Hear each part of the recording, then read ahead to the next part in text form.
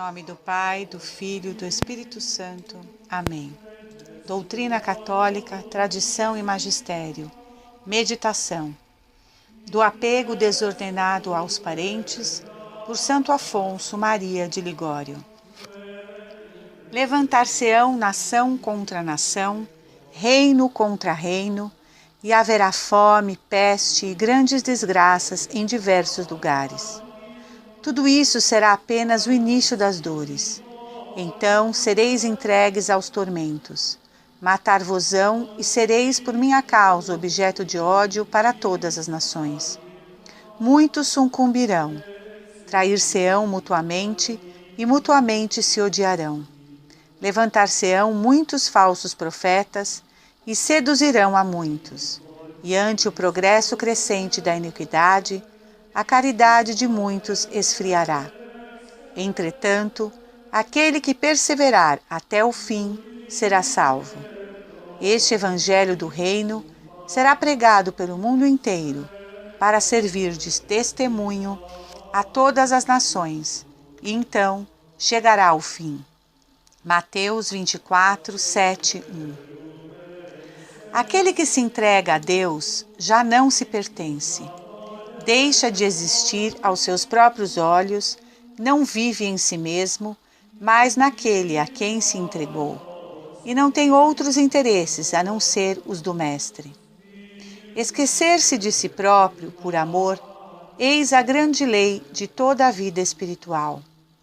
Esquecer-se é excluir das ações, sofrimentos e orações todo o cálculo humano, toda a sombra de amor próprio ou intenção egoísta. Partilharemos hoje as fortes palavras de Santo Afonso Maria de Ligório, falando sobre o apego desregrado aos parentes. Texto muito profundo e duro, que a princípio pode nos chocar, mas temos que entendê-lo com muita maturidade e levando sempre em mente e como prioridade o primeiro mandamento da lei de Deus: amar a Deus sobre todas as coisas. Escreve este grande santo às religiosas e religiosos, mas que possamos meditar esta leitura, aplicando também ela à nossa realidade. Façamos nós também o que Deus Pai pediu a Santa Catarina de Sena, quando pediu à Santa dizendo: ama-me com todo o teu coração, porque eu te amei e me entreguei a teus amigos, por minha própria e livre vontade, enquanto meus amigos e minha mãe caíam em amarga dor e pranto. Portanto, serias muito ingrata, se em correspondência a tanta caridade não me amasses. Se minha cabeça foi perfurada e se inclinou na cruz por ti, também tua cabeça deveria inclinar-se até a humildade. Já que meus olhos estavam ensanguentados e cheios de lágrima, teus olhos deveriam abster-se de visões agradáveis a teus olhos. Se meus ouvidos se cobriram de sangue e ouvi palavras de zombaria contra mim, teus ouvidos teriam que abster-se de conversas frívolas e inoportunas. Ao se ter dado bebida amarga à minha boca e negado uma doce, preserve tua boca do mal e deixa que se abra para o bem. Posto que minhas mãos foram estendidas e cravadas, que as obras simbolizadas por tuas mãos se estendam aos pobres e aos meus mandamentos. Que teus pés, ou sejam teus atos, com os quais deves caminhar até mim, sejam crucificados aos deleites, de maneira que da mesma forma que sofri em todos os meus membros, também todos os teus membros estejam dispostos a obedecer-me. Peço mais serviços para ti do que para outros, porque te dei uma maior graça. Finaliza Jesus a Santa Catarina. São João Maria Vianney disse em um sermão: não há nada, meus irmãos, de mais glorioso e de mais honrável para um cristão do que carregar o nome sublime de Filho de Deus, de irmão de Jesus Cristo. Da mesma forma, não há nada de mais infame do que ter vergonha de manifestar isso todas as vezes que surge a ocasião.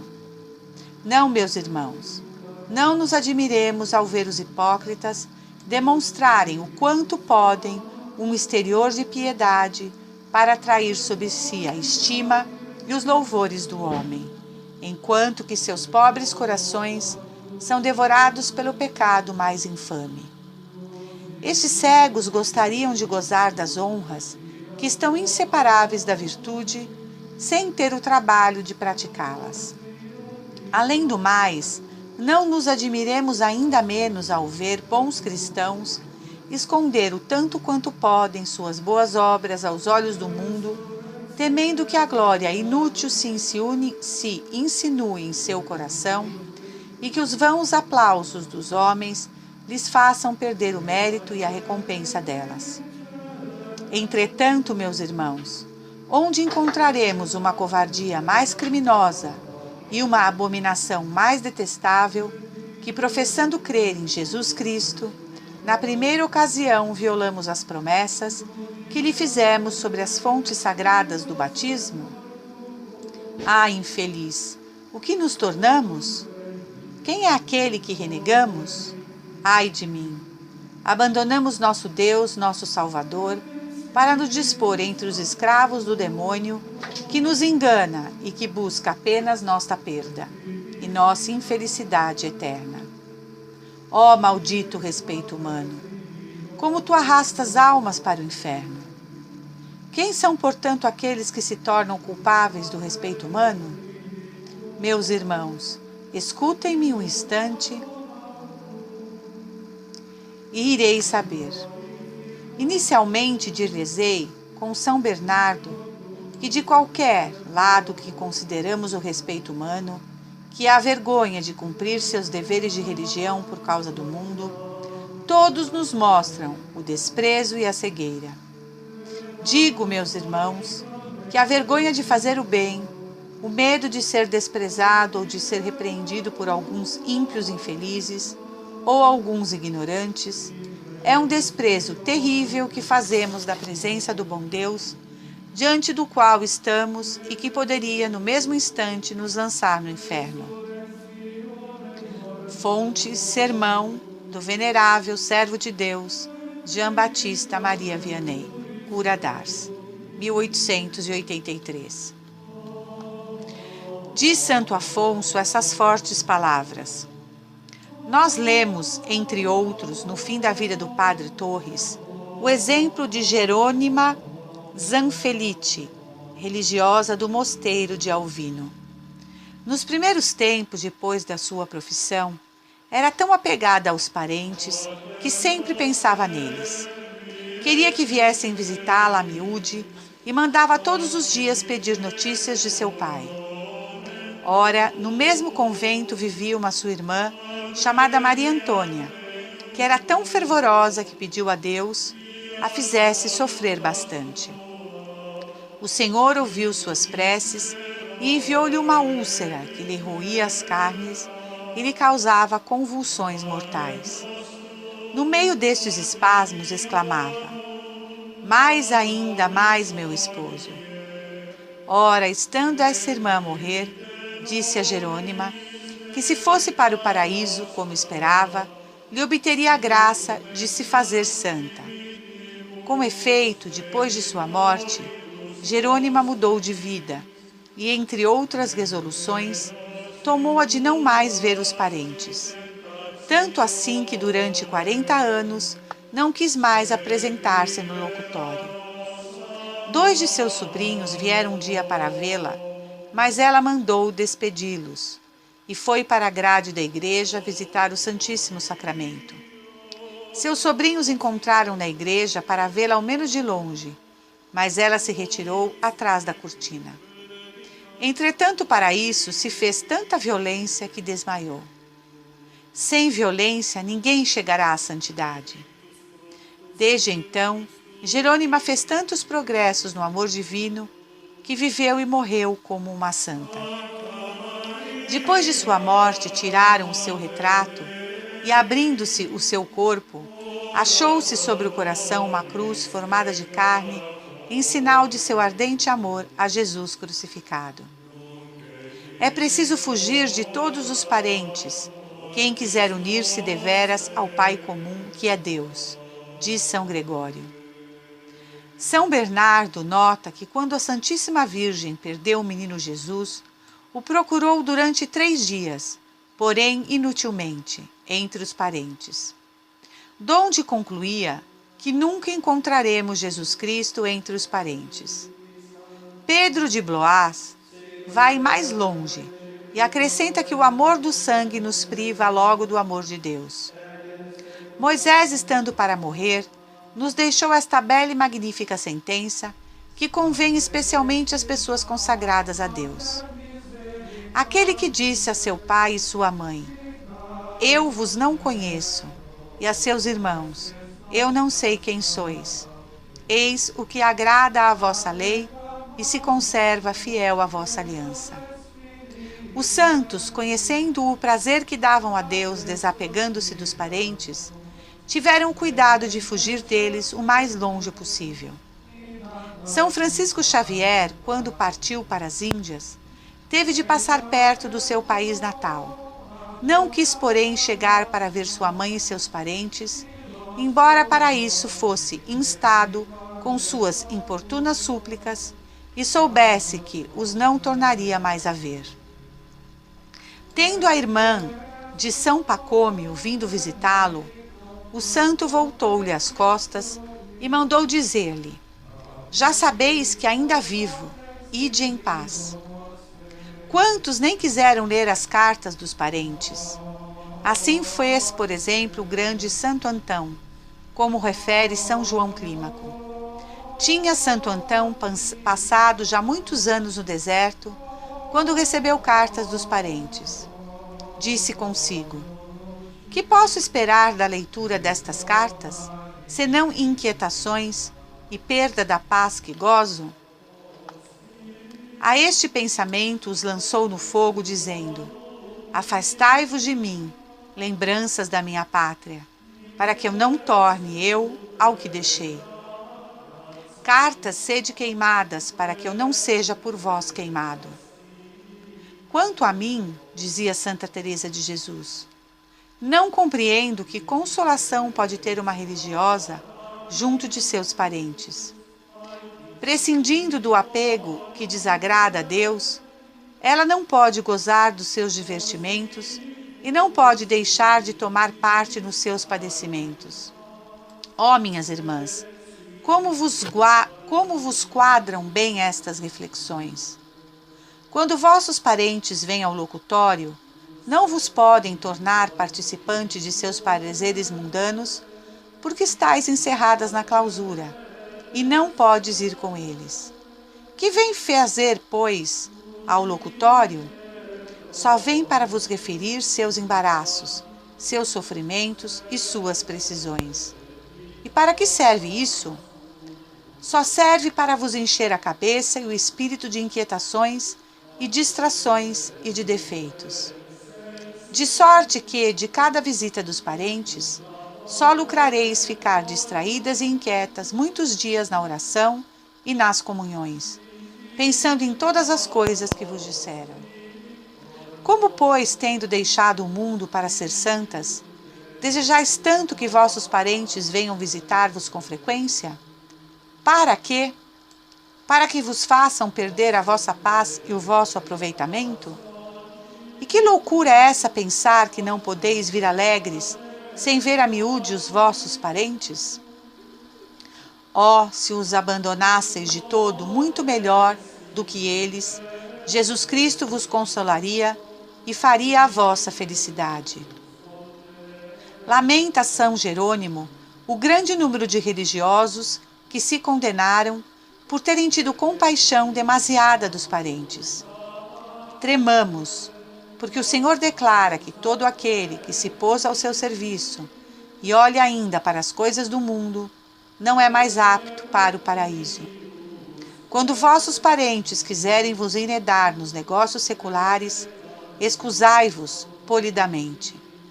Observai a advertência de Jesus Cristo, deu ao moço, que sendo chamado para segui-lo, dizia que ia primeiro enterrar seu pai. Deixai os mortos sepultar os mortos. O mesmo vos digo eu, caríssimas irmãs. Deixai que os mundanos, a quem o Senhor chama mortos, tratem os seus negócios lá do mundo. O vosso único negócio seja amar a Deus e cuidar da vossa santificação. Quando a Santíssima Virgem encontrou o menino Jesus no templo, disse-lhe: Por que nos trataste assim, filho? Eu e teu pai te procurávamos cheios de dor. Jesus lhe respondeu: Não sabíeis que eu não me devo ocupar senão das coisas que interessam à glória do meu Pai? Do mesmo modo, quando vossos parentes se lamentarem de vos recusardes ser-lhes úteis e vos acusarem de ingratas para com eles, de inimigas das vossas famílias, respondei-lhes com firmeza que morrestes para o mundo e deveis aplicar-vos unicamente ao serviço de Deus e de vosso convento. Termino com as palavras de São José Calazans. Ainda não saiu do mundo a religiosa que se conserva apegada aos parentes. Retirado do livro A Verdadeira Esposa de Jesus Cristo, escrito por Santo Afonso Maria de Ligório, doutor da Igreja. Ainda citando Santo Afonso Maria de Ligório, lemos em seu livro Prática do Amor a Jesus Cristo, capítulo 11. Para alguém chegar à perfeição com Deus, deve desapegar-se totalmente das criaturas e, em particular, renunciar ao amor desregrado dos parentes. Disse Jesus Cristo: Se alguém vem a mim e não aborrece seu pai, mãe, mulher, filhos, irmãos e até sua vida, não pode ser meu discípulo. Lucas 14, 26. E por que esse desapego dos parentes? É porque muitas vezes, no referente ao bem da nossa alma, não temos inimigos maiores do que os nossos parentes. Cada um, diz ainda o Salvador, terá por inimigos os da sua própria casa. Mateus 10, 36. São Carlos Borromeu dizia que sempre que ia à casa dos parentes, voltava mais frio de espírito. Quando perguntavam ao padre Antônio Mendonça por que não visitava a casa dos parentes, respondeu: Sei por experiência que em nenhum lugar os religiosos perdem tanto a devoção como na casa dos parentes. E se tratando da escolha de estado, é certo, como ensina São Tomás, que não somos obrigados a obedecer aos nossos progenitores. Se os pais de um jovem chamado ao estado religioso se opõem à sua vocação, este deve preferir a vontade de Deus à deles. Porque, segundo observa o mesmo doutor, os pais fazem muitas vezes obstáculos ao bem espiritual de seus filhos, visando fins pessoais e interesseiros. Preferem vê-los condenarem-se com eles, diz São Bernardo, a permitir que se salvem longe deles. É coisa estranha ver pais e mães, aliás, tementes a Deus, deixarem-se cegar pela paixão ao ponto de tudo fazer e nada omitir para entravar a vocação de um filho que deseja entrar na religião. O que, exceto algum caso raríssimo, não se pode escusar de culpa grave. Mas dirá alguém: é então impossível salvar-se? Quem não se faz religioso? Então todos os que ficam no mundo se condenam? Respondo: os que não são chamados por Deus ao estado religioso, salvar-se-ão no mundo, cumprindo os deveres de seu estado. Quanto aos que a eles são chamados e não obedecem à voz de Deus, poderão sim salvar-se, porém dificilmente se salvarão, por falta dos socorros especiais que o Senhor lhes prepara no estado religioso, privado desses meios. Privados desses meios, não chegarão a salvar-se.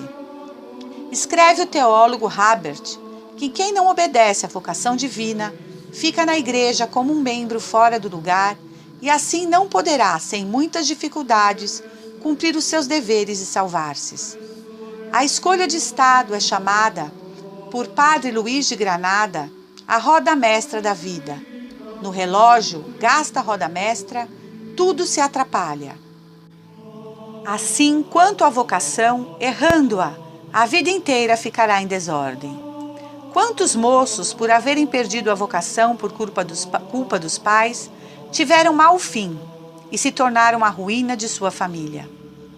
Um moço chamado ao estado religioso ficou no mundo para agradar a seu pai, mas depois, desavindo-se com ele, matou-o com a própria mão e morreu no cadafalso. Um outro, já no seminário, resistiu à voz de Deus que o convidava a deixar o mundo. Começou por abandonar os exercícios de piedade, a oração, a comunhão. Depois entregou-se aos vícios. E, enfim, uma noite que saía de uma casa de tolerância, foi assassinado por um rival. Vários sacerdotes acorreram para socorrê-lo, mas encontraram-no morto. Quantos exemplos semelhantes não poderia eu citar? Mas voltemos ao nosso assunto. São Tomás exorta os que são chamados a uma vida mais perfeita a não se aconselharem neste ponto com seus pais, porque neste particular eles se tornam nossos inimigos. Segundo a palavra do Senhor, cada um terá por inimigos os de sua própria casa. E se os filhos não são obrigados a se aconselharem com seus pais sobre a vocação a um estado mais perfeito, muito menos o serão para esperar a sua permissão para segui-la, e nem a pedi-la sempre que possam temer, seja-lhes ele injustamente negada e assim entravada a vocação. São Tomás de Aquino, São Pedro de Alcântara, São Francisco Xavier, São Luís Bertrand e muitos outros entraram no convento sem os próprios pais o saberem. Finaliza Santo Afonso. Salve Maria! Senhor, dai-nos a fortaleza dos mártires. Em nome do Pai, do Filho e do Espírito Santo. Amém. Angelus Domini, nunciavit Mariae, et concepit de Spiritus Sancto. Ave Maria, gratia plena Dominus tecum, benedicta tu in mulieribus, et benedictus fructus ventris tui, Iesus. Sancta